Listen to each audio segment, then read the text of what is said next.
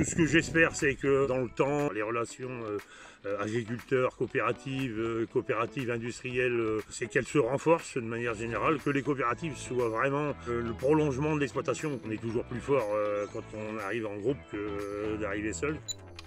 Christophe Dalescourt, donc associé du GAIC des Mésanges, avec mon frère et ma fille, que l'on est basé à Écaen, donc dans le sud-ouest de la Somme. C'est la ferme de mes parents. On a créé un GAIC à ce moment-là, j'ai repris une exploitation et on a créé donc le GAIC des Mésanges, un 1er janvier 91. Polyculture, élevage laitier, culture industrielle, pommes de terre, ponceau, pommes de terre fécule, betterave, et puis céréales de manière générale, producteur d'œufs aussi. Une journée type, alors on est 3 associés, on a aussi 3 salariés. Il y a une répartition des tâches qui s'est faite un peu naturellement, hein. Moi je m'occupe plus particulièrement de la plaine et puis de l'administratif. Bon, le matin, hein, si c'est pas les papiers, c'est le tour de plaine et puis l'organisation de la journée, quoi, pour les semis ou les traitements ou la moisson, tout ce qu'il y a à faire, quoi. Les projets, oui, il y en a bien sûr, notamment sur l'élevage laitier. C'est de continuer l'amélioration des conditions d'élevage et des conditions de traite comme ça a été engendré au moment de la mise aux normes des bâtiments d'élevage. Là, l'idée, c'est de certainement passer dans un système de logette pour les vaches, quoi. Sur l'activité pommes de terre, c'est de construire un bâtiment de stockage pour pouvoir stocker toutes les pommes de terre industrie, quoi. Ce qu'on a mis en place, ça s'est fait au fur et à mesure et au gré des réglementations qui évoluent. Alors dans un premier temps, on peut le prendre comme des contraintes supplémentaires, notamment la couverture des sols avant une dot à poser, les contraintes réglementaires d'épandage, enfin toutes ces choses-là. Il y a beaucoup d'activités, donc on cumule aussi les contraintes. Au bout de quelques temps, on essaye d'en tirer une opportunité tout en remplissant les critères d'obligation, quoi. Notamment sur les couverts, maintenant on essaye de faire les choses les plus adaptées par rapport aux cultures qu'on va mettre derrière, quoi. Et donc du coup adapter les couverts végétaux en rapport avec ces cultures-là, quoi. On fait hyper attention à ça. Essayer de les semer le plus tôt possible pour avoir un maximum de la matière organique pour les sols, mais aussi pour l'élevage pour pouvoir les récolter. Les contraintes sur les épandages d'effluents, bon, quand on a des sols qui sont couverts, en fin de compte on peut à peu près épandre toute l'année. Ça donne aussi un avantage par rapport à ça, quoi, par rapport aux périodes d'épandage. On essaie de mettre la matière organique de manière générale à l'automne pour que la plante puisse en profiter, le sol puisse en profiter au maximum.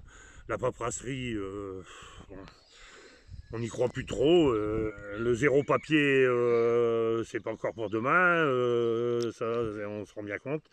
Et puis sur l'obligation de suivi, bon ça reste un peu le boulet d'exploitation, hein, faut dire les choses comme elles sont. On n'arrive pas forcément à faire d'économies substantielles en remplissant des papiers ou en faisant remplir via un logiciel les contraintes réglementaires, quoi. Bon, on le fait, hein, parce qu'on n'a pas le choix, quoi. C'est des lourdeurs administratives, c'est le temps passé à tout ça. Notre métier, c'est pas d'être au bureau, quoi. Notre métier, c'est d'être dans les champs.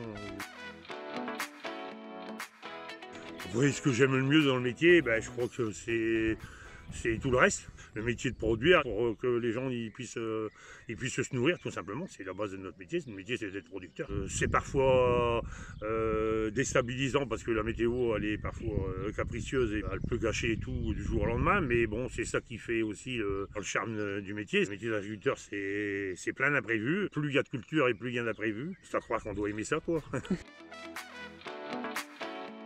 L'avenir, moi, sur l'exploitation, ce qui est de mon cas personnel, le plus gros est fait, quoi. Il m'en reste moins à faire que j'en ai fait, en tout cas. Bon, j'ai des enfants, hein. J'ai pas de problème de successeur à chercher. J'ai eu 4 enfants, une qui est déjà sur la ferme, ma fille qui est installée avec nous, et puis les 2 derniers garçons qui viendront renforcer l'équipe, quoi. Enfin, qui sont déjà présents puisqu'ils sont salariés, quoi. Donc après, voilà, eux aussi, ils ont leurs prérogatives, eux aussi, ils ont leurs envies, quoi.